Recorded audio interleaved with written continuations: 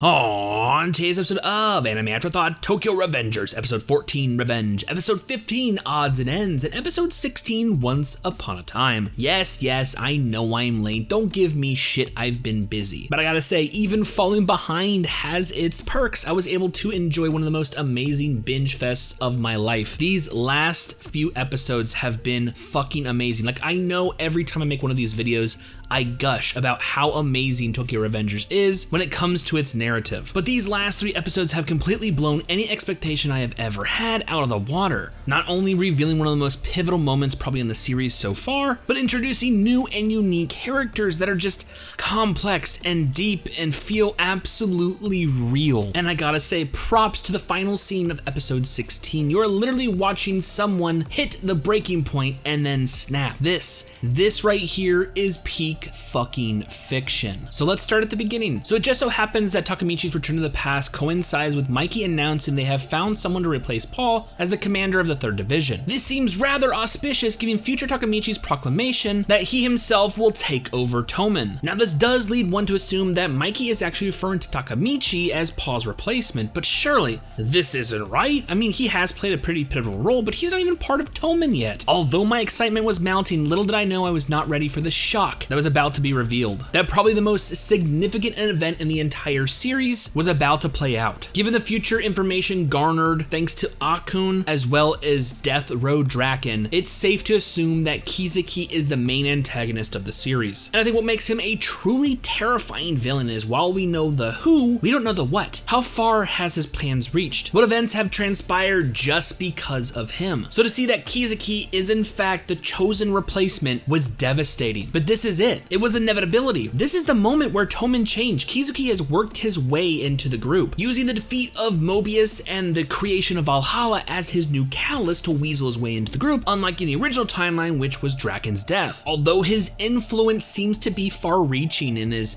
machinations probably go beyond what I can account for, he's not omnipotent. He's not a god. And that's proven by the shocked look on his face, seeing Takamichi in the crowd. Is this him realizing he can't predict everything? Or is it signifying something greater? Given in the original timelines that both Hina and Akun seems to earn the ire of his transgressions, and the look on his face says it all. He knows Takamichi. There's something there. And if there isn't, there surely is now, after Takamichi absolutely blasts him in the face, which coincidentally leads us to our next introduction. Yes, not only do we get the giant reveal of Kizuki finally entering Tomen, that sounds dirtier than it needs to be, we also get introduced to one of the original founding members of the group. And I gotta say, what a fucking character. Baji is absolutely amazing. This dude is a complete fucking badass. And over the next 2 episodes, the deep dive into him, as well as the mysterious 6th founding member, Kazutora, is just a fucking symphony. My god, it was beautiful. After Takamichi's double punishment at the end of episode 14, once by Baji, as well as a payback for the cheap shot from Kizuki, we learn that there is a division amongst Tomen, and Baji actually uses this to leave and head for Valhalla. Something we learn in episode 15 has a steep price of admission. Like I said, episode 15 introduces us to Kazutora, the mysterious 6th founding member. Coming to collect Takamichi at his school, he intends for the newest member of Tomen to act as witness for Baji's betrayal. When entering the den of Valhalla, he witnesses the former founder beating the ever-loving shit out of his former right-hand man. Takamichi is left speechless. It looks like the deal he made with Mikey seems almost impossible, that Baji's betrayal is absolute and he has no intention of returning. The slimmest chance of having Kizuki kicked out of Tomen seems completely out of reach. How can a founding member of Tomen betray them so? So he asks, and this is where we get one of the most saddest stories fucking ever. It's a story of friends thick as thieves, close as family, the founders of the Tokyo Manjin gang, and the horrific event that would eventually lead to the creation of Valhalla. The domino effect that's about to transpire is absolutely ridiculous, and it all starts with Mikey being Mikey. Now, I'm not gonna put the death that would eventually transpire on his shoulders, but I gotta say, fate is a very fickle bitch. Gotta say though, hindsight being 2020, without some key events, I highly doubt a death would have ever occurred. So let's quickly go through him. Mikey, forgetting to top off his gas tank, forces Baji, Baji, who lost a round of rock, paper, scissors to take it to the nearest gas station to fill it up. This is where he once again runs into the local motorcycle gang that gave him harassment upon entering their territory to begin with. Baji is put into an awkward situation. He is forced to protect Mikey's street hawk, but upon taking a brunt of the initial attack, Mikey is forced to put on a display of his conviction when he comes across the situation, proving that he cares more about his friend than he actually does his bike. He is in fact the one that destroys the street hawk. Now this all leads us to Mikey needing a replacement, which gives Kazutoro and Baji a reason to steal him one, which eventually leads them to going to a motorcycle shop, sneaking in and attempting to steal one. But little did they know that this is actually the shop owned by Mikey's older brother, the one that Takemichi reminds Mikey so much of. We're about to witness his death. I gotta say, seeing Kazutoro after learning that the man he just blasted in the head with a pair of fucking bolt cutters is Mikey's older brother, is seeing a person literally have a mental breakdown, going from, you know, so many different stages like denial and anger and just literally saying this is Mikey's fault and the only thing I can do to fix this now is to kill Mikey. Like,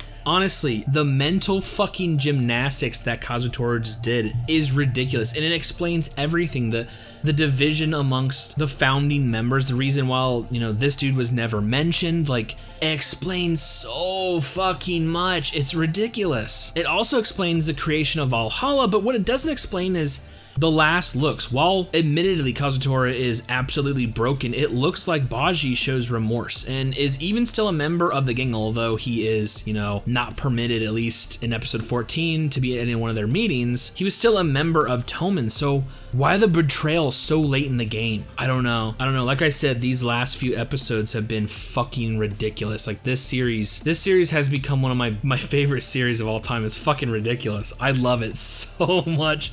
I mean, there's so much more shit we gotta deal with now. This confrontation between Valhalla, that's 300 strong compared to 150 of Tomen. The thing that led, you know, them acquiring the leftovers of Mobius, aka the reason why Kizuki is there in the first place. Like, literally, you let the fox in the hen house, right? Like, this is the moment where shit goes fucking bananas. Like, I can feel it. And with Baji now, with the enemy, backed by another former founder of Tomen, like, this is ridiculous. This series is ridiculous. Oh, I fucking love it. Anyways, with all that being said, and more Tokyo Revengers next week, I honestly cannot wait for future episodes.